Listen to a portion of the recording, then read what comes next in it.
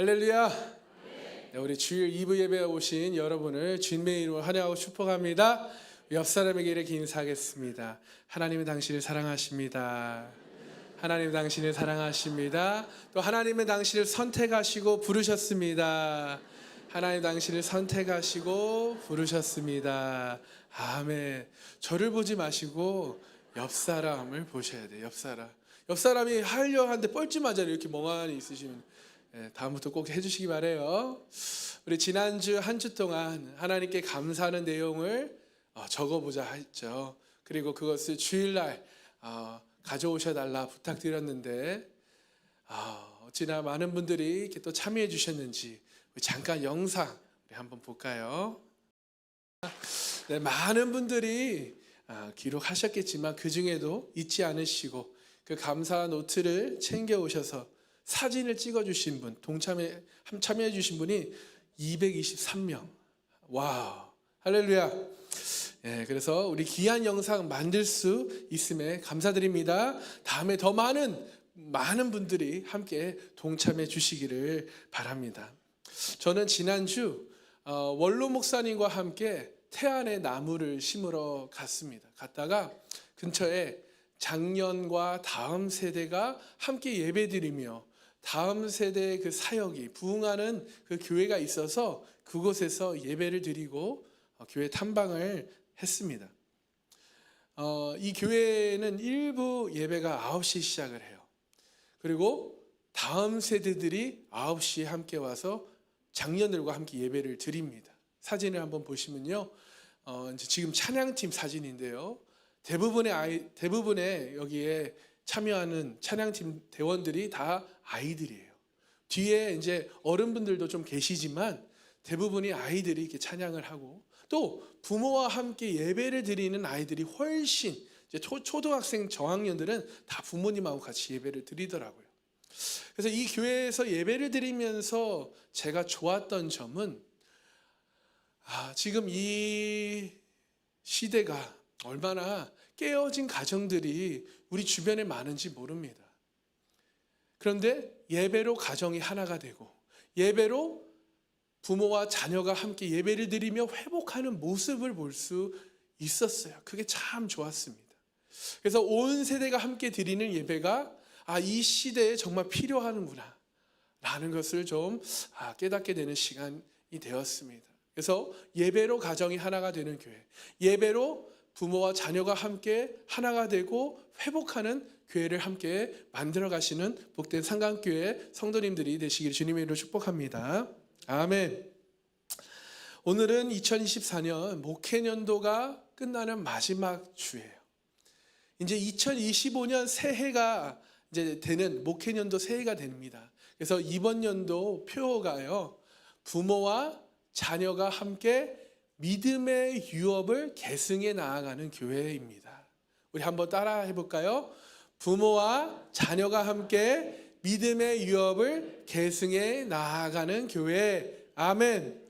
우리 옆 사람에게도 이렇게 믿음으로 선포하길 원합니다. 믿음의 유업을 계승해 나아가는 교회와 가정과 셀을 만들어 갑시다. 아멘. 여러분의 믿음의 선포대로 될 줄 믿습니다. 그래서 오늘 이 표를요 갈라디아서 3장 29절에서 가져왔어요.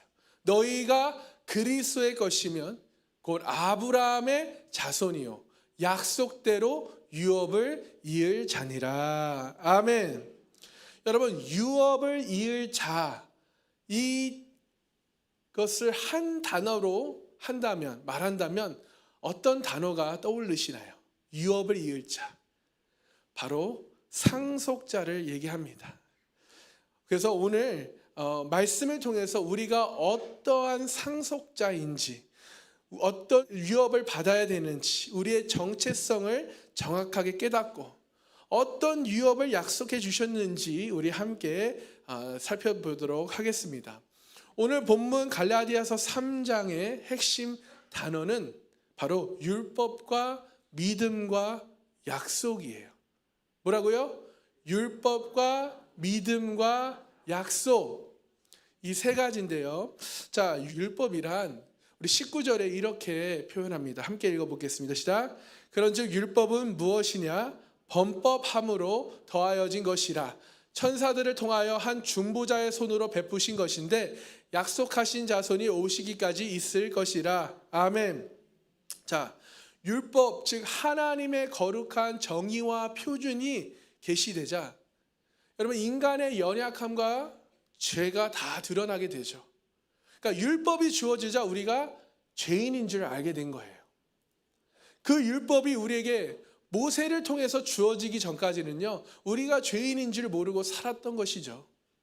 또한 우리 안에 의가 없어서 우리가 그 의를 이룰 실력이 안 되는 것을 알게 됩니다.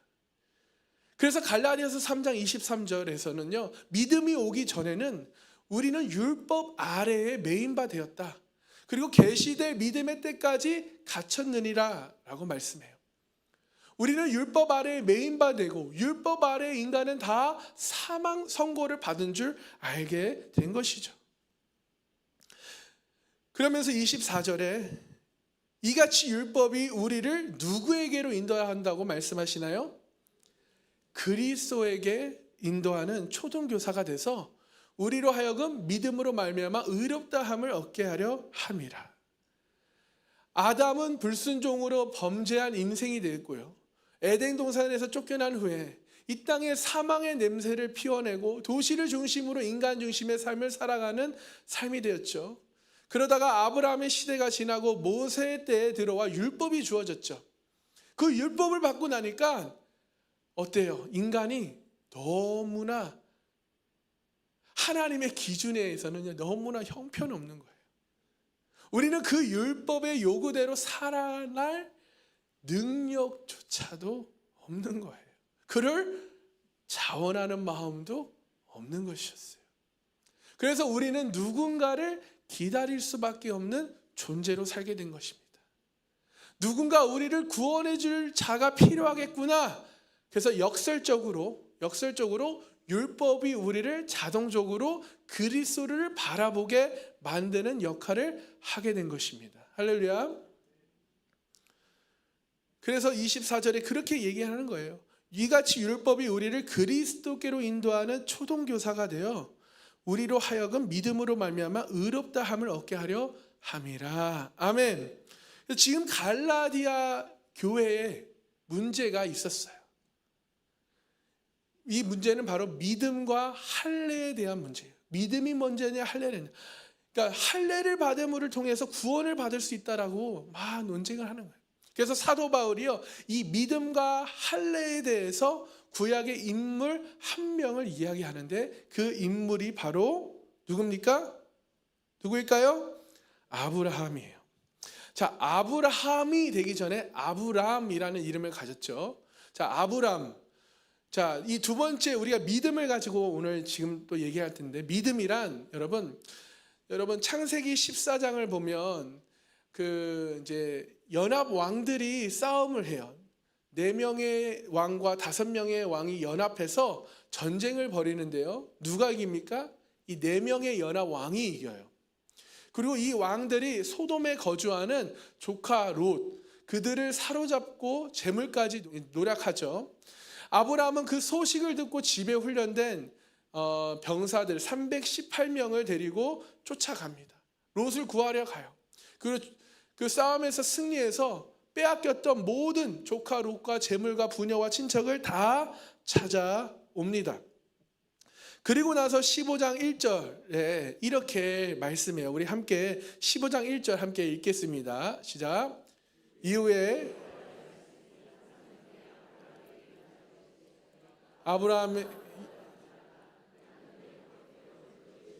상급이라. 아멘. 아브라함에게 왜 뜬금없이 하나님께서 두려워하지 말라고 말씀하셨을까요? 그러면서 나는 너의 방패요 너의 지극히 큰 상급이라. 그 당시 여러분 부자의 기준, 강한 부족의 개념이 뭔지 아십니까? 바로 자손이에요. 후손이 많으냐 없느냐예요. 지금 아브라함이 전쟁에서 이겨서 전리품을 다 챙겨왔습니다. 근데 아브라함에게는 결정적으로 뭐가 없어요? 후손이 없어요. 그러니 아브라함 마음에 자연스럽게 뭐가 생기냐? 미래에 대한 걱정이 생기는 거예요. 이들이 다시 나를 보복하면 어떡하지? 이런 걱정, 근심, 두려움이 생긴 거예요. 지금 나에게는 후손이 없는데, 내가 늙고 내가 병들면 나를 위해 싸워줄 내 자손 후손이 없는데, 집안에 종들밖에 없는데 누가 대신 이 가문을 위해 싸워 집안을 지키지? 보복으로 인해서 집안이 멸종되면 어떡하지? 그러한 걱정, 근심, 두려움이 생긴 거예요. 그때 하나님께서 지금 아브라함에게 오셔서 두려워하지 마, 걱정하지 마, 나는 너의 방패야. 할렐루야. 나는 너의 지극히 큰 상급이야. 할렐루야. 얼마나 위로가 돼요. 그런데요, 그 말을 듣고 아브라함이 뭐라고 하는지 아십니까? 2절에 이렇게 말해요. 아브라함이 이르되 주 여호와여 무엇을 내게 주시려 하나이까? 나는 자식이 없사오니 나의 상속자는 이 다메섹 사람 엘리에세 있나이다. 지금 뭐가 드러납니까? 지금 이 아브라함의 두려움, 그 정체가 고백 속에서 드러나는 거예요. 나는 누가 공격해 와도 후손, 자손이 없어서 이 가문을 이을 자도 지킬 자도 없습니다. 그러므로 나의 상속자는 이 집의 종 엘리에셀입니다. 그리고 3절에 이렇게 말해요. 아브라함이 또 이르되 주께서 내게 씨를 주지 아니하셨습니다. 허락하지 않으려 하셨다는 거예요. 내 집에 길린 자가 내 상속자가 될 것입니다 라는 말이에요. 그랬더니 하나님께서 4절에 이렇게 말씀하십니다. 우리 함께 4절을 읽겠습니다. 시작. 여호와의 말씀이 그에게 임하여 이르시되 그 사람이 내 상속자가 아니라 내 몸에서 날 자가 내 상속자가 되리라 하시고. 아멘. 하나님이 단호하게 그 사람은, 이 종은 너의 상속자가 아니야. 반드시 너 몸에서 날 자가 상속자가 될 것이야 라는 말씀을 주셔요. 그렇죠? 여기에서 이 시라는 단어는요, 복수가 아닌 단수로 사용돼요. 오직 한 분, 예수님을 가르쳐야 하기 때문에 시를 단수로 쓰는데요. 그러면서 5절, 6절에 보시면요, 하나님께서 아브라함을 이끌고 밖으로 나가서 이르시되 하늘을 우러러 묵별을 셀 수 있나 봐라. 또 그에게 이르시되 내 자손이 이와 같으니라. 아멘. 그랬더니 이 아브라함이 믿어요. 믿으니 여호와께서 이를 그의 의로 여기셨다. 할렐루야. 이게 갈라디아서의 주제입니다. 믿으니. 여러분, 여기서 아브라함을 그의 의로 여겼다, 하나님의 의로 여겼다라는 말은 아브라함의 믿음을 얘기하는 걸까요? 아니면 하나님의 설득을 이야기하는 걸까요? 하나님과 아브라함의 대화를 보면요, 이게 아브라함의 믿음입니까? 아니면 하나님의 설득입니까? 뭐 같아요? 하나님의 설득 같죠. 여러분, 믿음은 내가 믿는 게 아니에요. 우리는 믿고자 하시고 할 능력이 없는 연약한 사람들입니다. 그럼에도 불구하고 아브라함이 믿음의 조상이라고 불리게 된 것은 그가 처음부터 믿음이 좋아서 믿음의 조상이 아니에요. 그의 삶을 통해 결국 생긴 그 믿음을 보면 얼마나 하나님의 은혜고 하나님의 인도하심이 있고 하나님의 축복인가를 가장 잘 설명해낼 수 있는 삶이기 때문에 그를 믿음의 조상이라고 불리는 것입니다. 아멘. 그래서 믿음은 결국 하나님의 설득이다라고 말할 수 있어요. 우리가 뭐 대단해서 믿는 게 아니에요. 하나님이 믿게 해주시는 거예요. 설득해 주신 거예요. 내가 너의 하나님이다. 내가 너를 사랑한다. 아멘. 여러분 믿으십니까? 그 사랑의 하나님을 믿으십니까? 아멘. 그 이후에 어떤 일이 일어나면 하나님께서 이제 약속을 주셔요. 세 번째 약속입니다. 하나님이 아브라함을 그의 의로 여기시고 약속을 하셔요. 7절을 보시면 또 그에게 이르시되 나는 이 땅을 내게 주어 소유를 삼게 하려고 너를 갈대아인의 우르에서 이끌어낸 여호와니라. 아멘. 지금 처음에는 뭐를 줬어요? 자손을 허락하신다고 했어요. 별처럼 모래처럼 무성하게 아주 많게 하겠다라고 말씀하시고 지금 땅을 약속하십니다. 그 당시 자손과 땅이 있으면 뭐가 됩니까? 나라가 돼요. 민족이 되는 거예요. 이 약속은 지금 아브라함에게 하신 약속은 물리적인 땅인 것 같지만 우리가 전체적인 그림을 봐서는 사실은 하나님의 나라를 약속하고 있는 거예요. 아멘. 하나님은 이 물리적인 땅을 통해서 하나님의 통치와 하나님의 나라를 비유적으로 설명하신 거예요. 가나안 땅을 약속했다는 것이 무슨 뜻입니까? 하나님의 통치와 하나님의 나라를 약속했다는 거예요. 아멘. 그랬더니 아브라함이요, 그가 이르되 주 여호와여 내가 이 땅을 소유로 받을 것을 무엇으로 알리까? 아브라함이 믿음이 있어 보여요? 없어 보여요? 별로 없어 보이죠. 아직 믿음이 그렇게 큰 믿음은 아니에요. 이제 겨우 하나님의 설득하심으로 믿음의 실눈을 조금 뜬 상태인 거죠.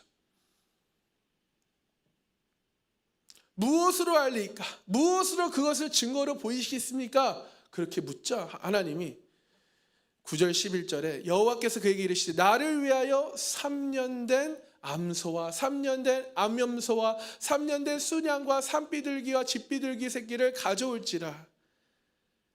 그리고 아브라함이 그 모든 것을 가져다가 그 중간을 쪼개고 그 쪼갠 것을 마주대하여 놓고 그 새는 쪼개지 아니하였으니 솔개가 그 사체 위에 내릴 때는 아브라함이 쫓았더라. 지금으로 치면 하나님과 아브라함 사이에 계약을 맺는 것입니다. 무엇으로 알게 하실 겁니까? 무엇으로 그 증거를 보이시겠습니까? 라는 질문에 하나님께서 너가 내 약속을 제대로 못 믿을 테니까 그래 우리 계약서 쓰자. 그리고선 하나님과 아브라함 사이에 지금 뭐 하는 거예요? 언약식을 맺는 거예요. 할렐루야. 그러면서 하나님께서 앞으로 있을 미래의 일들을 예언하셔요. 12절 13절에 보면요, 해질 때 아브라함에게 깊은 잠이 임하고 큰 흑암과 두려움이 그에게 임하였더니 여호와께서 아브라함에게 이르시되 너는 반드시 알라. 내 자손이 이방에서 객이 되어 그들을 섬기겠고 그들을 400년 동안 내 자손을 괴롭히리니. 그렇죠? 지금 애굽의 노예 생활을 예언하시고 그 다음에 그들을 섬기는 나라를 내가 징벌할지며 그 후에 내 자손이 큰 재물을 이끌고 나오리라. 출애굽을 얘기하시죠. 너는 장수하다가 평안히 조상에게 돌아가 장사될 것이요 내 자손은 4대 만민 이 땅에 돌아오리니 이는 아모리족 속의 제약이 아직 가득 차지 아니함이나. 아멘. 그러면서 마지막에 해가 져서 얻을 때 연기 나는 화로가 보이며 타는 횃불이 쪼갠 고기 사이로 지나가더라. 여러분, 타는 횃불이 쪼갠 고기 사이로 지나가더라. 이게요, 하나님이 너든지 나든지 이 약속을 깨면 우리는 타는 횃불 사이로 지나갔다라는 것은 완전한 죽음, 완전한 분리를 지금 이야기하고 계시는 거예요. 그러니까 이 계약을 어기면 끝이다 라고 지금 얘기를 하시는 거예요. 근데요, 여러분, 이 약속을 누가 깹니까? 아브라함이 깨요. 분명히 하나님께서 씨를 주신다고 약속하셨어요. 그렇죠? 그런데요, 그 다음 장 16장을 보면요, 이스마엘 이야기가 나와요. 다 아시죠? 집에 자손이 생기지 않자 그 아내 사레가 이제 자기 여종 하가를 취하라고 합니다. 그래서 이제 후손을 낳자, 자손을 낳자 이렇게 얘기해요. 아브라함이 86세에 대단합니다. 그렇죠? 86세에 이스마엘을 낳아요. 그리고 그 일로요, 하나님께서 13년 동안 침묵하셔요. 왜요? 약속을 깼잖아요. 13년 동안 침묵하십니다. 그런데 또 하나님께서는 그 침묵, 긴 침묵을 깨고 그 다음 17장에 1절에 첫 마디가 뭐냐면 우리 함께 읽겠습니다. 아브라함이 99세 때 여호와께서 아브라함에게 나타나서 그에게 이르시되 나는 전능하신 하나님이라. 너는 내 앞에서 행하여 완전하라. 나타나셔서 나는 전능한 하나님이야. 너는 내 앞에서 행하여 완전하라. 아멘. 왜 나를 믿지 못했어? 그리고 왜 그 약속을 깨서 나는 전능한 하나님인데 라고 야단을 치시는 거예요.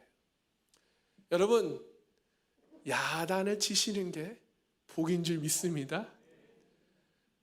그럼 제일 무서운 게 뭐예요? 침묵이에요. 관계를 끊어버리고 상대를 하지 않는 거죠. 그러나 우리 하나님은 그러지 않으시죠? 믿으십니까? 13년 만에 침묵을 깨시고 아브라함에게 나타나셔서 나는 전능한 하나님이야. 너는 내 앞에서 행하여 완전하라. 여러분은 하나님을 믿으십니까?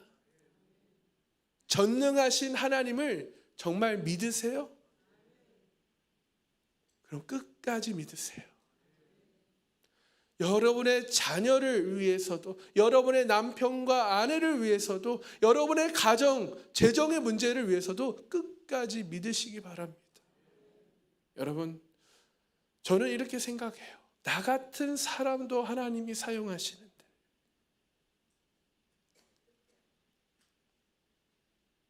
나 같은 사람도 하나님이 사용하시는데, 여러분, 끝까지 하나님을 신뢰하시기 바랍니다. 그리고 명령하신 것이 무엇이냐? 할례예요. 10절에 너희 중 남자는 다 할례를 받으라. 이것이 나와 너희 후손 사이에 지킬 내 언약이니라. 새로운 이제 언약을 주셔. 다 할례를 받아라. 할례란 남자의 생식이 끝을 잘라내므로 육체적으로 너희들은 이제 죽었다, 우리는 죽었다라는 의미를 가지고 있는 거예요. 그래서 아브라함은 믿음으로 그를 의로 여겼다라는 말이 먼저입니까? 할례가 먼저입니까? 믿음이 의로 여겼다는 게 먼저예요? 할례로 의롭게 된 것이 먼저예요? 믿음이 먼저예요. 그렇죠? 할례로 의롭게 된 것이 아니에요. 할례로 구원을 받는 것이 아닙니다. 할렐루야. 여러분, 이것을 우리에게 적용하자면요, 믿음이 우리를 구원하는 거지 교회에 나온 것이 우리를 구원하는 게 아니에요. 헌금이, 신앙생활이 여러분을 구원하는 게 아니에요. 뭐가 여러분을 구원하는 거예요? 나의 믿음이요. 하나님의 믿음, 하나님을 믿는 것, 나의 구원자 되심, 십자가에서 나의 죄값을 대신해서 죽으셨고 그 보혈로 나를 씻겨주셨다는 것을 믿는 거예요. 아멘. 그래서 이 갈라디아서, 이 사도 바울이요, 이 할례라는 율법의 행위를 더하여 구원을 얻으려는 그 어리석은 갈라디아 사람들에게 지금 아브라함의 율법과 믿음과 유업을 이야기하고 있는 거예요. 그래서 설명을 해주는 거예요. 그래서 26절, 29절에 너희가 다 믿음으로 말미암아 그리스도 예수 안에서 하나님의 아들이 되었으니 누구든지 그리스도와 합하기 위하여 세례를 받은 자는 그리스도로 옷 입었느니라. 너희는 유대인이나 헬라인이나 종이나 자유인이나 남자나 여자나 다 그리스도 예수 안에서 하나이다. 아멘. 그러면서 너희가 그리스도의 것이면 곧 아브라함의 자손이요 약속대로 유업을 이을 자니라. 아멘. 그런데 여러분, 왜 아브라함의 자손을 계속 언급하는 걸까요? 여러분들에게 아브라함의 자손이라는 것이 얼마나 의미가 있으신가요? 여러분, 나는 당군의 후손이다 막 이렇게 주장하시는 분 있으실 수도 있는데, 여러분, 아브라함의 자손이 우리에게 그렇게 의미가 와닿지는 않죠. 그런데 이 신약이 쓰여진 1세기에 경건하고 신실한 그 유대인들에게는 너무나 중요한 이슈였어요. 아브라함의 자손으로 인정받는 것은 내가 아브라함의 씨가 돼서 그래서 그 유업을 이을 상속자가 되는 것이거든요. 그래서 유대인들에게 너무나 중요한 문제였습니다. 그래서 사도행전 3장을 보면요, 이런 말이 있어요. 우리 함께 읽어보겠습니다. 시작. 너희는 선지자들의 자손이요 또 하나님이 너희 조상과 더불어 세우신 언약의 자손이라. 아브라함에게 이르시기를 땅 위의 모든 족속이 너의 씨로 말미암아 복을 받으리라 하셨으니. 아멘. 지금 이 말은요, 베드로가요, 그 안진뱅이, 성문의 미문에 앉아있는 안진뱅이를 내가 금과 은은 나에게 없으나 내게 있는 것을 너에게 주노니 나사렛 예수 그리스도의 이름으로 명하노니 일어나 걸어라. 아멘. 이 일으킨 사건이 있고 난 후에요, 지금 그 기적을 보고 많은 사람들이 베드로에게 몰려와요. 그래서 베드로가 이 솔로몬 행각이라는 데서 유대인을 향하여 설교하는 내용 중에 하나입니다. 너희는 선지자들의 자손이다. 또 하나님이 너의 조상과 더불어 세우신 언약의 자손이라. 그래서 너희는 언약의 자손이야, 아브라함의 씨야. 유대인들에게 이게 너무나 중요한 문제였고 아주 핫 이슈였다라는 거예요. 그래서 우리 아브라함의 씨기 때문에 하나님이 주신 그 언약은 너희를 통해서 그 유업이 이어질 거야. 너희를 통해서 계승이 될 거야. 특별히 신실한 유대인들에게는 아브라함의 자손이 누구인가, 내가 아브라함의 자손으로 인정될 것인가가 굉장히 중요한 이슈였다라는 것입니다. 근데 오늘 본문에서 말씀하는 유업이라는 것은, 이것은 저와 여러분 우리 모든 그리스도인들에게 약속하신 것이에요. 약속되어진 것입니다. 할렐루야. 그런데 조건이 하나 있어요. 무슨 조건일까요? 29절 첫 부분에 있어요. 너희가 그리스도의 것이면. 자, 우리가 이것을 나누기 원해. 너희가 그리스도의 것이면, 너가 그리스도 안에 속한 사람이라면, 너가 예수를 정말 믿는 사람이라면 아브라함의 자손이고 아브라함에게 약속한 그 유업을 이을 자니라. 할렐루야. 믿으십니까?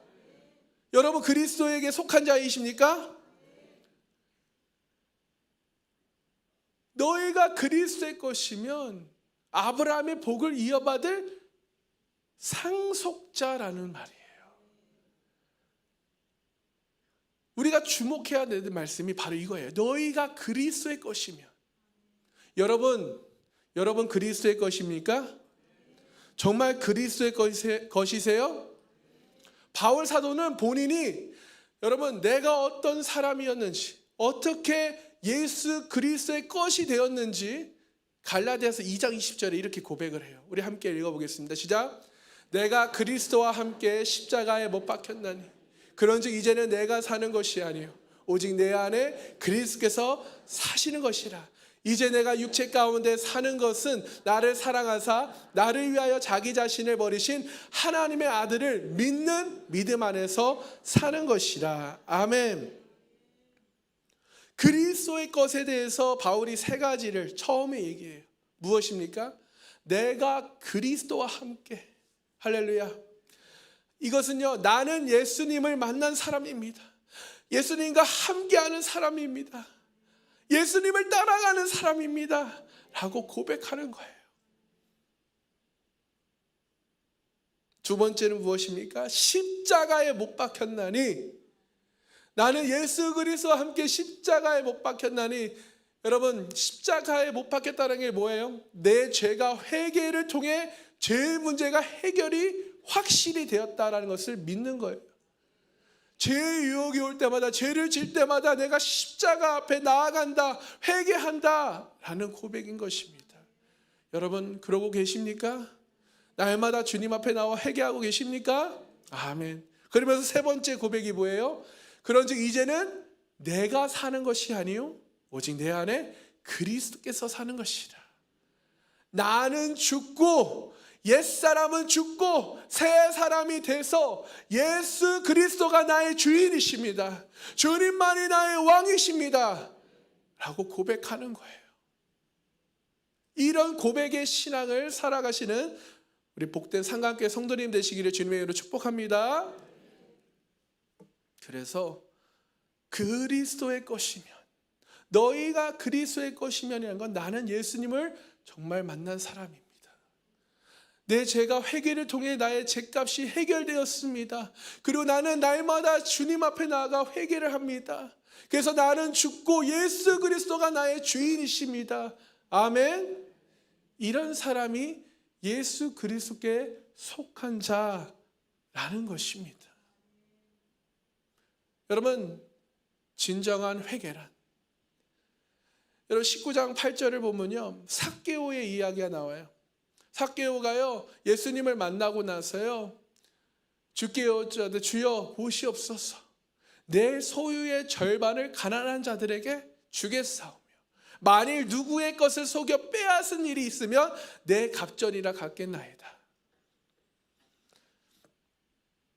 지금 갈라디아서에 예수님께 속한 자이면 아브라함의 자손이라는 이야기를 하잖아요. 근데 누가복음의 삭개오 이야기를 보면요, 자, 삭개오가 예수님을 만났다고 해서 아브라함의 자손이 되는 것이 아니에요. 여러분, 교회에 나왔다고 아브라함의 자손이 되는 것이 아니에요. 예수님께 속한 자가 되는 것이 아니에요. 자, 뭐가 있어야 됩니까? 회개가 있어야 되는 거예요. 내 갑절이나 갚겠나이다. 주님 앞에 나와 진정한 회개를 할 때 아브라함의 자손, 그리스도 안에 속한 사람이 되는 것입니다. 아멘. 믿으십니까? 삭개오가 4배로 갚겠다는 것은 부당한 이익에 대해 율법이 정한 가장 엄한 기준, 즉 4배로 배상하겠다는 거예요. 삭개오는 정직하게 하나님 앞에 나와 회개합니다. 예수님이 뭐 회개하라 이런 말 안 하셨어요. 그냥 예수님을 만나고 나서요, 그 죄가 드러난 거예요. 그리고선 자기가 4배로 갚겠나이다, 회개하고 다시는 이런 죄를 짓지 않겠습니다, 십자가 이 주님 앞에 나와 회개를 한 거예요. 그랬더니요, 예수님이 뭐라고 말씀하신지 아십니까? 9절 그 다음 절에 예수께서 이르시되 오늘 구원이 이 집에 이르렀으니 이 사람도 아브라함의 자손이니라. 할렐루야. 회개할 때요, 여러분, 진정한 회개를 할 때 아브라함의 자손이 되는 거고 내가 예수 그리스도께 속한 자가 되는 것이. 아멘. 여러분, 우리의 믿음에는, 그 신앙생활에는 분명하고 정확한 회개가 꼭 이루어져야 된다는 것을 깨닫기를 소망합니다.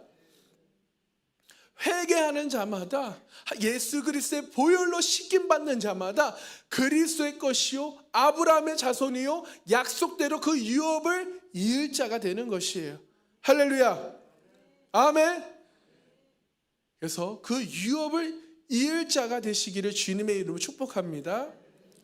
그렇다면 5번째, 이 유업이란, 아브라함의 유업이란 무엇일까요? 첫 번째는 너는 복의 시작이라는 거예요. 복이 될 것이라는 거예요. 할렐루야. 2번째는 우리의 자손이 번성할 것이라는데 하늘의 별처럼 땅의 모래알처럼 번성할 것이다. 그리고 3번째는 정복자가 될 것이다 라고 하시는 거예요. 하나님께서 아담에게 첫 번째 축복하신 말씀이 창세기 1장 20절, 우리가 너무나 잘 아는 말씀이죠. 우리 함께 읽어볼까요? 시작. 하나님이 그들에게 복을 주시며 하나님이 그들에게 이르시되 생육하고 번성하여 땅에 충만하라, 땅을 정복하라, 바다의 물고기와 하늘의 새와 땅에 움직이는 모든 생물을 다스리라 하시니라. 아멘. 여러분, 이 축복을 누가 받는다고요? 예수 그리스도에 속한 자. 여러분, 우리가 꼭 기억해야 될 것이 있어요. 예수 그리스도에 속한 자라는 것을 말할 때 우리는 분명히 갈라디아서 2장 20절의 말씀을 꼭 기억해야 합니다. 내가 그리스도와 함께 십자가에 못 박혔으니 그런즉 이제는 내가 사는 것이 아니요 오직 내 안에 그리스도께서 사는 것이라. 이 고백이 돼야 되는 거예요. 믿으십니까? 그런 사람들에게 하나님의 유업이 상속자가 돼서 그 유업을 이을 자가 된다는 것입니다. 바울은 이 갈라디아서 3장을 이야기할 때 이것을 생각하며 지금 이야기하고 있는 거예요. 그래서 우리는 그 유업을 받을 자가 되어야 될 줄 믿습니다. 이 유업이 저와 여러분의 삶 가운데 일어나길 축복합니다. 이것을 우리의 자녀들에게 계승해야 될 줄 믿습니다. 여러분, 아브라함이요, 지금 이것을 이을 자기의 자녀 후손이 없으니까 두려워했잖아요. 여러분은 어떠신가요? 여러분은 이것을, 나의 믿음을 이어받을 자손이, 자녀가, 후손이 영육간에 있으십니까? 여러분, 우리가 계승해야 될 것은요, 그냥 지금 나의 상태를 계승하는 것이 아니라 건강한 교회, 건강한 가정, 건강한 믿음, 건강한 신앙을 우리 자녀에게, 우리의 다음 세대에게 우리가 계승하는 것. 여러분, 우리 자녀에게요, 유전적으로 만약에 우리가 당뇨병을, 암을 상속한다면 그 자녀의 인생은 병마와 싸우다가 인생을 마칠 거예요. 평생 약만 챙겨 먹다가 인생을 마칠 수 있습니다. 그렇기 때문에 우리 자녀에게 좋은 것을 계승하기 위해서는 첫 번째, 우리가 먼저 건강한 교회와 가정과 믿음을 그들에게 넘겨줘야 하는 것이에요. 여러분, 지금부터 다시 시작하시면 돼요. 지금부터 다시 회복하시면 될 줄 믿습니다. 지금도 상강교회가 건강한 교회이지만 더 강건한 교회를 만들어 계승해 나아가신 저와 여러분에게 소망합니다. 누구에게요? 나의 자녀에게. 영적, 육적 자녀들에게 우리가 계승을 해야 하는 거예요. 그리고 끝까지 믿으십시오. 하나님이 역사하실 것을 기대하시며 믿으시기 소망합니다. 건강한 교회는 그럼 무엇입니까? 하나님의 비전, 전도, 제자훈련, 성령의 기름 부으심, 이런 것들이 건강하냐는 거예요. 건강한 교회와 가정, 셀은요, 하나님의 비전과 전도와 제자훈련, 이 성령의 기름 부으심이 건강하냐, 이 질문이에요. 어렵지 않죠? 우리 스스로를 점검할 필요가 있습니다. 여러분의 가정과 셀을 한번 점검해 보세요. 우리 교회와 가정과 셀의 비전이 건강한지, 전도가 건강한지, 제자도가 건강해서 그 로마를 정복했던 그 능력의 셀인지, 아니면 힘들게 모이기에 바쁜, 그냥 예배 후에 잠깐 모이고 끝나는지. 여러분, 왜 한국교회가 힘을 잃어가고 있는지를 아십니까? 제가 몇 번 얘기했지만 이번에 새로운 걸 들고 왔어요. 왜 한국교회가 힘을 잃어갈까? 오늘 이것을 보면서 병든 것을 물려주고 있기 때문이다. 그 문제를, 그 실패를 유업으로 물려주고 있기 때문이다 라는 것으로 정의가 됐어요. 여러분, 예수님께서 가르치신 교회의 핵심 무엇입니까? 복음과 전도예요. 하나죠. 전도. 주님이 이 일을 위해서 왔다라고 말씀하시잖아요. 제자 훈련의 목적도 전도입니다. 전도가 없으면 제자 훈련 성공했다라고 말할 수 있을까요? 그 잃어버린 영혼, 죽은 영혼들, 그 영혼들이 구원받고 예수님께 돌아오는 하나님의 자녀로 회복돼서 하나님이 영광을 받으신다면, 여러분, 우리는 저와 여러분은 별짓이라도 해야 될 줄 믿습니다. 별짓이라도 해야 될 줄 믿어야 돼요. 깨닫기 소망합니다. 여러분, 예수님을 위해, 복음을 위해 무슨 짓을 해보셨나요? 우리는 별짓이라도 해야 될 줄 믿습니다. 왜요? 그 은혜가 크기 때문에. 나 된 것은 다 하나님의 은혜이기 때문에. 오히려 전도 못하는 것을 부끄러워하고 전도 못하는 것이 무능한 것에 대해 우리는 회개해야 된다는 거예요. 이것을 물려주면 안 되는 거예요. 여러분, 제가 말씀드리고자 하는 것은 건강한 것을 계승하자는 거예요. 아멘. 여러분이 죄책감 들라고 하는 말씀이 아닙니다. 지금부터라도 우리가 건강한 교회를, 건강한 가정을, 건강한 셀을 계승해 나아가자. 그래서 믿음의 유업을 계승해 나아가자. 이번 연도 2025년도 표고예요. 여러분, 믿음의 유업을 계승해 나아가시는 복된 상강교회 성도님 되시기 소망합니다. 그렇다면 여러분께 질문을 드릴게요. 여러분, 지금 부흥 프로젝트를 하시는 분들이 많으신데 이 부흥 프로젝트 그저 따라가고 계십니까? 아니면 앞장서고 계십니까? 최선을 다하고 계십니까? 이 부흥 프로젝트를 통해서 승리하시길 축복합니다. 또 생명그룹이 시작돼요. 이제 영혼들을 지금 초청해야 되는 거예요. 부흥 프로젝트에 참여하지 않으신 분들도 여러분의 셀원이, 여러분의 동역자가 이 생명그룹을 한다는데 여러분, 여러분의 VIP를 붙여주시길 소망합니다. 아멘.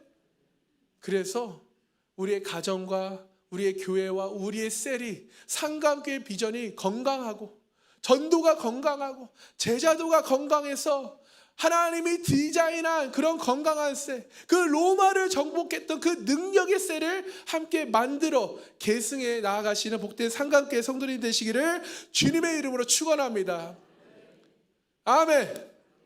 그래서 우리는 모이면 기도하기 힘쓰고, 모이면 전도하기 힘쓰고, 모이면 제자 세우는 데 힘쓰고, 셀의 영혼들이 초청되어 강화가, 제자 훈련이 제대로 일어나는 성령의 기름 부음이 흐르는 가정과 셀과 공동체를 함께 만들어 가시고 계승해 나아가시는 복된 우리 상강교회 성도님 되시기를 주님의 이름으로 축복합니다.